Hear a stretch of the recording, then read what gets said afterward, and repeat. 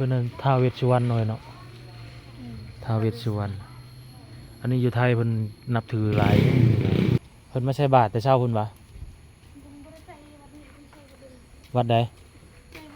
จัวอยู่นี่มีจักองค์จัวอยู่นี่7 องค์เลยโอ้เบิ่งพี่น้องเพิ่นเดินนางอย่างนี้คักตัวนี้1 2 3เขาเป็นตัวใหญ่สบายดีพี่น้องปองฝ่ายบทสกุลสุคนพี่น้องเอ้ยพาพี่พาน้องมาเบิ่งบัดป่าเลไลนะพี่น้องเนาะเมืองหาดไซฟองนครหลวงเวียงจันทน์พี่น้องเอ้ยนี่อันนี้เป็นเฮ็ดนี่ลาหูอันนี้นี่คาถาบูชานี่ครับพี่น้องผู้ใดนับถือเพิ่นนี่ก็มากราบมาไหว้ได้นะพี่น้องเนาะวัดป่าเลไลอันนี้อยู่วัดป่าเลไลเด้อพี่น้องอยู่ที่นครหลวงเวียงจันทน์นะพี่น้องเนาะมาขอโชคขอลาภขอพรน้ำเพิ่นก็ได้พี่น้องเอ้ยลาหูเพิ่นอย่างเลยท้าวเวสสุวรรณเนาะโอ้เพิ่นเอิ้นท้าวเวสสุวรรณอันนี้นะท้าวเวสสุวรรณเพิ่นเอิ้นท้าวเวสสุวรรณหน่อยเนาะท้าวเวสสุวรรณอันนี้อยู่ไทยเพิ่นนับถือหลาย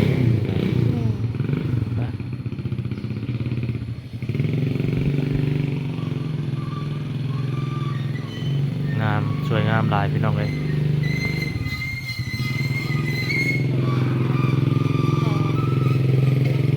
เขาวิชวันเด็กปุ๊บฟังภาพสาหออันเด็กจังอยู่ที่ปีศาจพนัง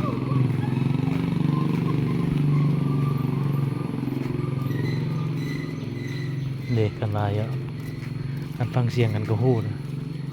กันเบิ่งแต่ท่าย่างกันก็ฮู้นะคนไทยนะจอยตอนนั้นกันมากับอันเอื้อยแล้วพามาตะกี้นะ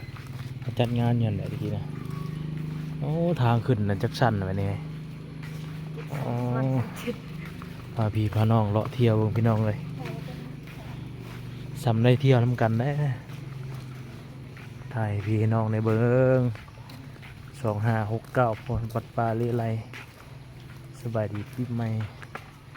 เล็กน้อยยานกล้อง เห็นกล้องครับแล้วโอ้ได้เพิ่นเฮ็ดเพิ่นสร้างใหม่เด้อพี่น้องเอ้ยนี่เพิ่นเฮ็ดอันโบสถ์ดูเขาเอิ้นโบสถ์หอธรรมะนั่นแหละหอแจกนะนี่ทางเข้าไปพี่พี่น้องมาเบิ่งน้องสาวกันจักเป็นจังไดนั่นเนาะบ่ได้ติดต่อหากันถ่ายไว้คลิปไทย โอ้มากอย่างเลยมากอย่างเขาเอิ้นมากอย่างพี่น้องนี่พี่น้องฮู้บ่มากอย่างเคินเนี่ยโอ้ต้นไม้ต้นตอกหลายขนาดลมเย็นเป็นสุขพี่น้องเอ้ยมาพักผ่อนพักกายสบายใจขี้หยอกจัวน้อยนี่จัวเพิ่นไม่ใช่บาทแต่เช้าเพิ่นวะวัดใดจัวอยู่นี่มีจักองค์จัวอยู่นี่7 องค์หน่อยเนาะบวชจักพรรษาแล้วเนี่ย3แล้วโอ้ท่องซับพี่ได้หรอบ่ท่องบ่ได้วะซับพี่นะท่องมึงดู ท่องบ่ได้วะโอ้เบิ่งจัวน้อยฮะบ่อยากท่องโอ้มันเลยจัวน้อยนี่ชื่อจัวยังนี่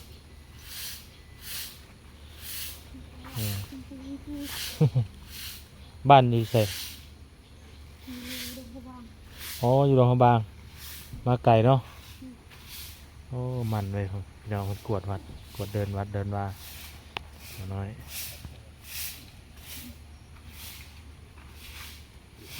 เห็นมันสะอาดนั่นเลย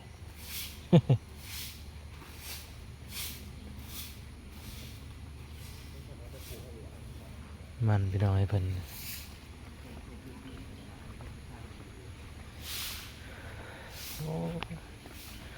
งามมุมเลยพี่น้องเลย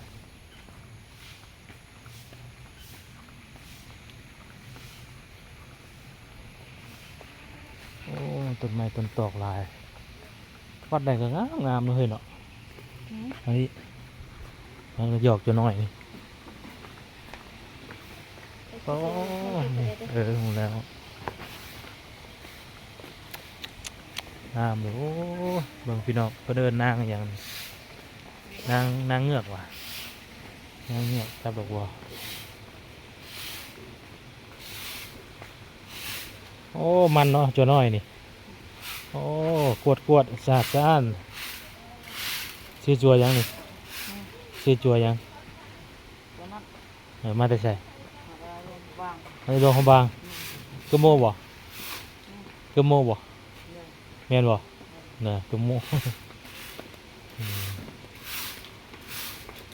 บวชจากพรรษาแล้วบวช7 เดือนโอ้มาไก่เนาะโอ้อยู่บางซีองค์มาอยู่นี่งามนะวัดนี่เนาะ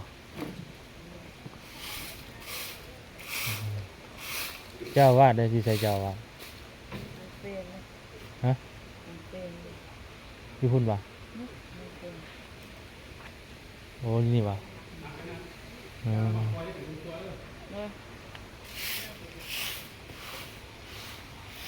งามหลายพี่น้องเลยอันนี้เป็นอย่างนี้อ๋อโถงามเด้อวัดอันนี้นะนี่นางสาวคนอันสิทายรูปมาไปสิไปเบิ่งน้ำตก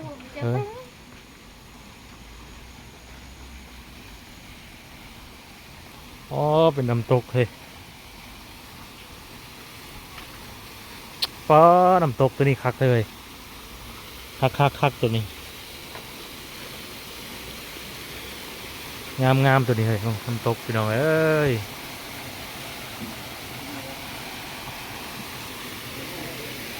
โอ้สากเบ็ดไปน้ำกันได้ป่ะเคยมาหรือเปล่าวัดตัวนี้ท่องเที่ยวหรอป่ะว่โอ้งามมาดีเราไปวัดนี่เนาะวัดป่าไร่โคตรงามเลยพี่น้องเลยเบิ่งมีฮอดเท้าองค์สวนมีต้นไม้ต้นตอกมีน้ำตกหลวงหมื่นอ๋อวัดอันนี้งามเลยกันมาตะกี้บริเวณนี้เนี่ยกันมาตะกี้คือว่าบริมีอันนี้โอ้มันเห็นเลยมีน้ำตกนี่นะโอ้ทุน้ำตกตาดอย่างเลยบรรยากาศอาจีไทยพูดไหม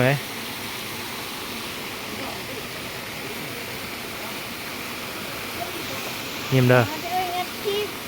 บอสิไทยพูดก็ได้เด้อ1 2 3บ่เห็นน้ำตกเนาะยืนเงินเด้อสิไทยพูดฮะ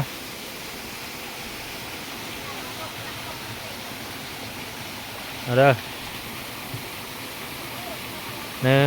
2 3 โอ้น้ำตกงามหลายพี่น้องเลยย้ำมาพี่อีกด้วยให้เห็นน้ำตกนี่จ้อยเอาอีกวันนึง1 2 3ย้ำมาพี่อีกวันนึง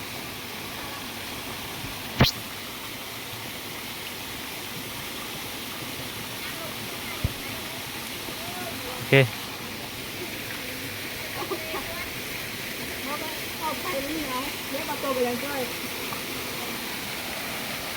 โอ้คักหลายมุมนี่คักเลยงามพี่น้องสุดยอดวัดนี่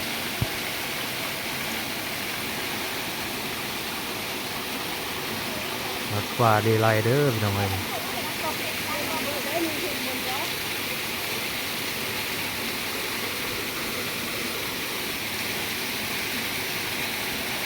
อันนี้เขาเรียกยังไงเนาะอย่าพูดประวัติเพิ่นนะ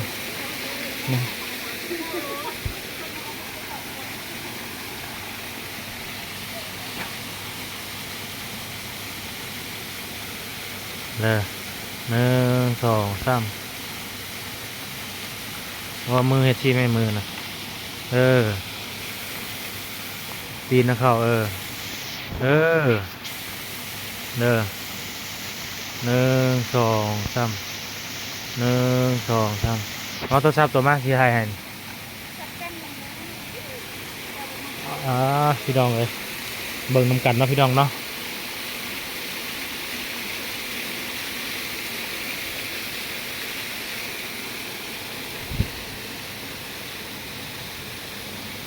เอาเลยหนึ่งสองสามมือเอาเข้าเฮ็ดคือกันเฮ็ดกินในมือน่ะตีนน้ำหนึ่งสองสามโอเคไปถ่ายคลิปให้พี่น้องเบิ่งก่อน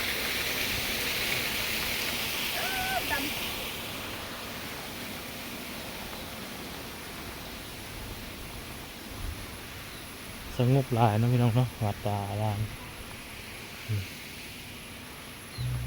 มวนมวนพักผ่อนจิตพักผ่อนใจพี่น้องขึ้นโบสถ์นะ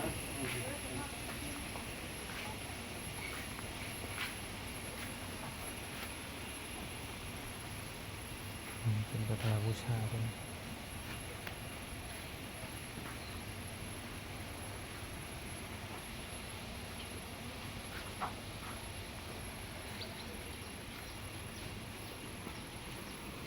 ดังมาดู ฝนตกมันค่อยดูดังมาลง นี่ว่าแม่นพี่เขาแม่นตัวใหญ่นะไปลอ ล ง งมั้ย โมยในลูกมันนั่นน่ะจอยเขาแนวตีเลยแนวตีไหนบอก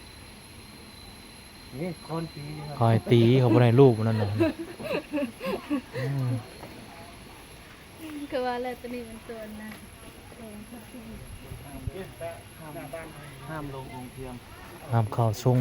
ลงเทียม ห้ามเข้าทรงลงองค์ห้ามลงเทียมอหย่างว่าห้ามลงเทียมอย่างเด็ดขาดอันนี้เพิ่นเทียนว่ะเขาบ่ให้ลงแม่นวะ ลงต้องลง โอ้ป่าลายแท้โอ้ปลาคาบเฮ้ยสวะ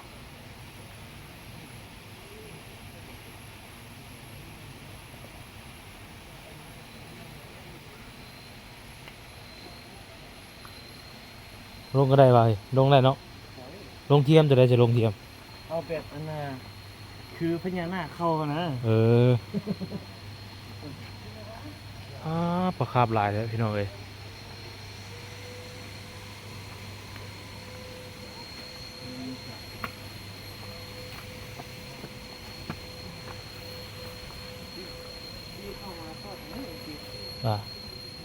ทางนี้ก็ได้เนาะหึใช้รูปอ่ะเดี๋ยวไปถ่ายทางนั้นก็ได้ฮะเขาเลยจะเกี่ยวจังบุญ อายุนี่เนาะไทยนี่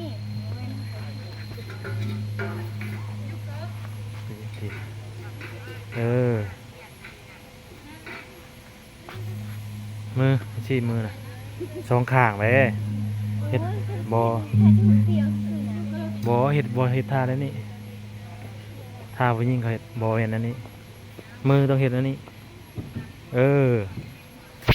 ยืนชื่อหนึ่งยิ้มได้ไหมหนึ่งสองสามหนึ่งสองสามบ่งามมากล่องตัวนี้ กล้องค่อยแหงบ่งามดำเจ้าบ่สร้างจับกล้องมาแสนหนึ่งให้มันตำในหนึ่งนะ นี่บอลเช็คอินไทยโฮไปดองเลย คือชื่อจะจับกล้องเด้อเอากล้องอันนี้จับเลยจับจักสิเจะลองยืนดูเคยสิกะกล้อง ผู้หญิงนะเขายืนไทยโฮเขายืนนั่นนี่ผู้หญิงนะนี่ผู้หญิงไทยโฮตีนี่เขาต้องเฮ็ดนั่นนี่นี่ผู้หญิง อันนี้ต้องจับซื้อแบบนี้เด้จับเอียงลงเด้อจับเอียงลงสิเด้อ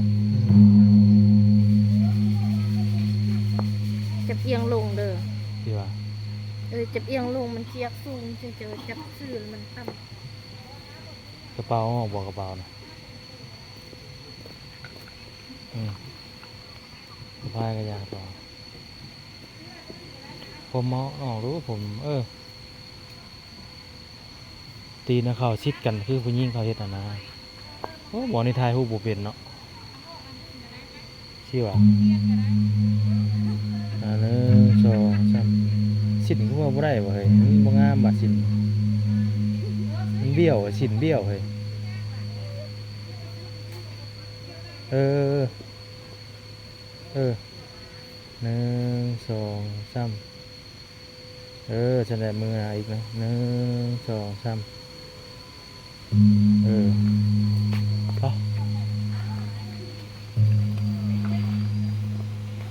คือขอหาน อันนี้เป็นยังไงต้น ไป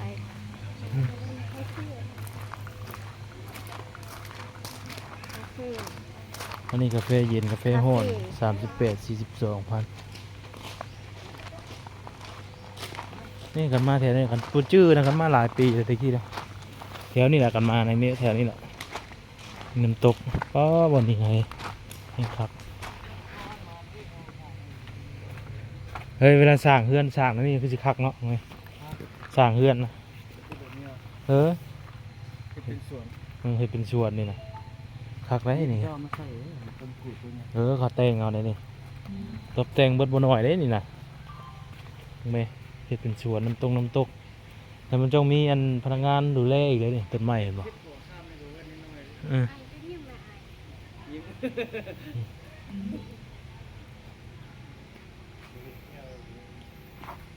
โอ้คักหลายเว้ย มันค่อยถ่ายมันคือกับพ่อตั้ง ตื่นมาตอนเช้าจิบกาแฟเนาะเฮ้ย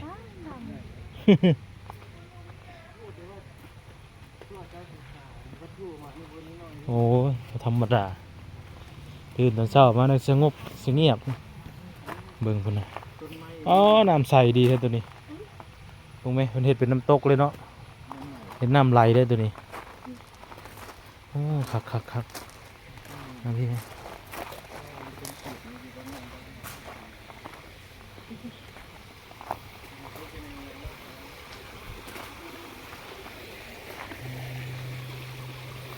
โอ้น้ำใสดีขนาดนั้นไหม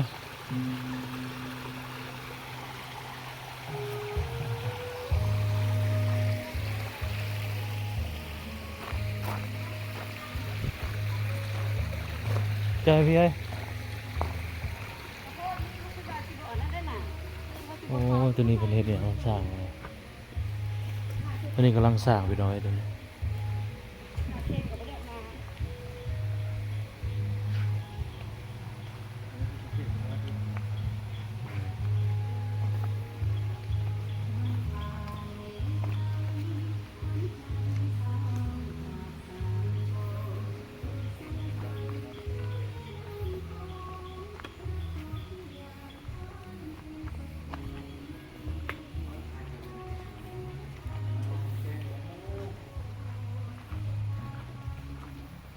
ทุกหลวงพระเจ้า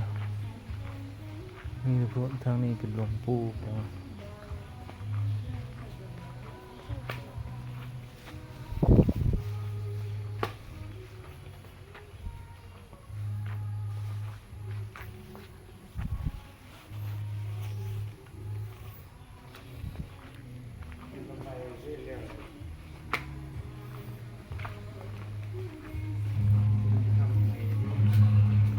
ไป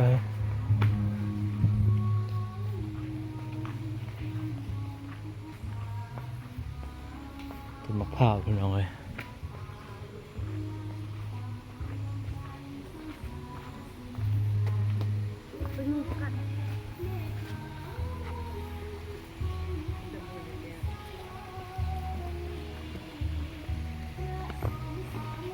โอเคพี่น้องเอ้ยพาพี่แล้วน้องไปก่อน